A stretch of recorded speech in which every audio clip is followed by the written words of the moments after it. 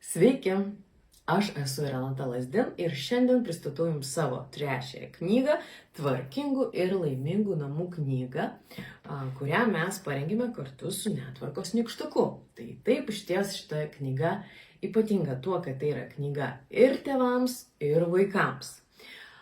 Tėvai galės susipažinti su tokiamis temomis, kaip organizuoti daiktus taip, kad vaikas, nors ir mažas, būtų pajėgus susitvarkyti daug lengviau, negu kad jis tai daro dabar.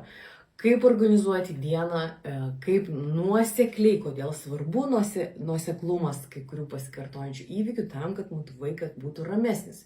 Kodėl svarbu tėvam pailsėti ir kaip tai tiesiogiai susijęs su tuo, kaip elgesi mūsų vaikas. Ir galiausiai, kaip pastiprinti savo tėvišką autoritetą, kad vaikas mus geriau girdėtų. Tai atsakant į jums iškart kylantį klausimą, ar vaikas tikrai gali tvarkytis, atsakymas yra taip. Vaikas gali susitvarkyti pats, jeigu aplinka, kurioje jis yra kviečiamas tai padaryti, yra sustruktūruota tinkamai. Tai yra, jeigu mes organizuojame daiktus tinkamai.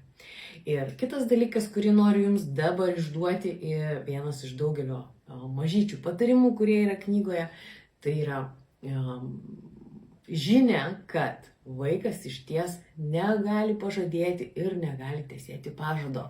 Tai tuo metu, kai jūs prašote vaikus, pradeda žaidimą ir jūs prašote, ar pažadi, kad susitvarkysiu, visada išgirsti iš vaiko taip, tačiau beveik niekada vaikas šito pažado netesės, bent jau mažo, todėl kad jo savybės neleidžia jam to padaryti, jo smegenų veikla dar neleidžia jam pažado tesėti. Ir apie tai taip pat šioje knygoje yra gausų informacijos apie tai, kuo mūsų mažas vaikas skiriasi nuo suaugusiojo, kaip kitaip jis organizuoja savo dieną ir kaip mums, žinant šitos mažytės šitas paslaptis, kaip mums išties gyventi tėvystėje paprasčiau, lengviau ir turėti daugiau laisvo laiko.